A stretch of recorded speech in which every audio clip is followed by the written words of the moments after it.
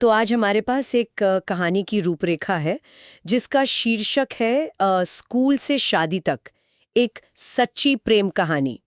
ये एक रोमांटिक, थोड़ी नाटकीय कहानी लग रही है जिसका अंत मतलब अच्छा बताया गया है। तो चलिए आज इस पर थोड़ी गहराई से बात करते हैं, देखते हैं इसमें क्या खास है। कहानी की शुरुआत होती है 11वीं क्लास में। एक लड़का है आर्यन, वो क्लास में एक नई लड़की अनन्या को देखता है और बस पहली नजर में ही दिल दे बैठता है। रूपरेखा में लिखा है पहली नजर का प्यार। हाँ, क्लासिक स्टार्ट। हाँ, फिर वो दोस्त बनते हैं, साथ पढ़ते हैं, नोट्स वगैरह एक्सचेंज करते हैं। और फिर आता है वो बारिश वाला दिन, एक छाता, दोनों साथ। वहीं कहीं कहानी का एक मोड़ आता है जिसे कहा गया है पहली बार दिल धड़का था। ये सब सुनकर थोड़ी स्कूल वाली फीलिंग आती है ना? हाँ बिल्कुल। ये स्कूल रोमांस का एक बहुत ही स्थापित तरीका है कहानी कहने का। पहली नज़र का प्यार तो चलो ठीक है, वो तुरंत कनेक्शन बनाता है। पर ये जो छोटी छोटी बातें ना, नोट्स देना, वो बारिश में छाता शेयर करना, ये सिर्फ प्यारे पल नहीं है।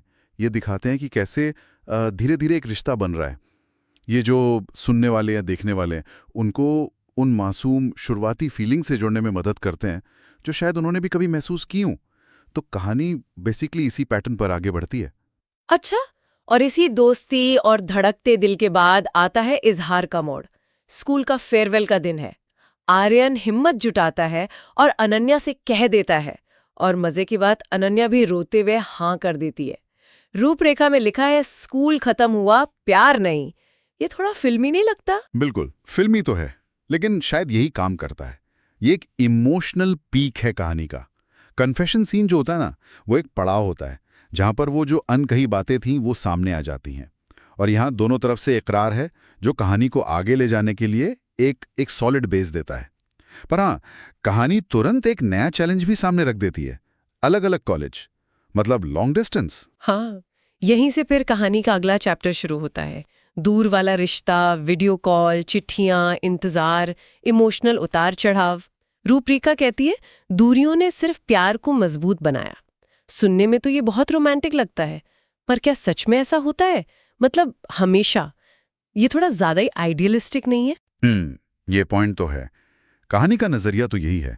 शायद वो ये दिखाना चाहते हैं कि देखो इनका प्यार कितना सच्चा और गहरा था कि दूरियों ने भी उसे और पक्का कर दिया है। वैसे लॉन्ग डिस्टेंस निभाना सच में एक बड़ा चैलेंज है, और बहुत सी कहानियां इसी स्ट्रगल को दिखाती हैं। यहां लगता है कि फोकस पॉजिटिव साइड पे ज्यादा है, शायद ये दिखाने के लिए कि इनका बॉन्ड कितना मजबूत था। ये कहानी का एक इंपॉर्टेंट टेस्ट होता है। और टेस्ट यहीं खत्म नहीं होते। अगली और शायद सबसे बड़ी मुश्किल तब आती है जब अनन्या के घर वाले उसकी शादी कहीं और तय करने लगते हैं। इसको कहानी में अग्नि परीक्षा कहा गया है। अब मामला सिर्फ दूरी का नहीं रहा, अब परिवार बीच में आ गया। सही कहा। यहाँ वो टिपिकल फैमिली वाला विरोध आ जाता है कहानी में। ये जो बाहरी टकराव है ना, ये कहानी को और कॉम्प्लेक्स बना देता है। अब आर्यन को सिर्फ अनन्या का साथ नहीं देना, बल्कि उसके पेरेंट्स को भी मनाना है। ये हीरो के कैरेक्टर का, उसके इरादे का असली टेस्ट होता है। अक्सर कहानियां ऐसे मोड़ लेती ही हैं जहां प्यार के लिए लड़ना पड़ता है। और आर्यन लड़ता भी है। आउटलाइन बताती है कि वो नौकरी करता है, अनन्या से मिलने जाता है, और फिर हिम्मत करके अनन्या के माता पिता से बात करने पहुंच जाता है। उसका एक डायलॉग भी दिया है, मैं आपसे सिर्फ एक मौका मांगता हूँ, उसे खुश रखने का जिसे मैं दिल से चाहता हूँ। ये तो काफी ड्रामेटिक सीन लगता है। हाँ, ये डायरेक्ट कन्फ्रंटेशन जो है ये कहानी का क्लाइमैक्स बनाता है। हीरो का ये कदम दिखाता है कि वो कितना सीरियस है, कितना कमिटेड है। ये सिर्फ बातें नहीं है, एक्शन है। और दिलचस्प है कि रूपरेखा के हिसाब से अनन्या के पिता मान भी जाते हैं। कहते हैं अगर तुम सच में उसे खुश रख सकते हो तो मेरी बेटी तुम्हारी है। इसे सूत्र कहता है जीत गया सच्चा प्यार। हाँ, ये थोड़ा जल्दी लगता है शायद, लेकिन लगता है कहानी का मकसद ही दिखाना है कि देखो सच्चा प्यार जीत ही जाता है। और फिर अंत वही जिसकी उम्मीद थी, हैप्पी एंडिंग, शादी का मंडप। आर्यन और अनन्या एक हो जाते हैं, आंखों में खुशी के आंसू, चेहरे पर स्माइल। आखिरी लाइनें हैं, जो प्यार स्कूल के एक बेंच से शुरू हुआ था आज जन्मों के बंधन में बदल गया। वाह। तो ये पूरी कहानी देखें तो एक सफर है, स्कूल के पहले क्रश शुरू होकर शादी के मंडप तक। इसमें रोमांस के वो सारे जाने पहचाने एलिमेंट्स हैं। पहली नजर, दोस्ती से प्यार, दूरियां, फैमिली का ड्रामा और आखिर में जीत।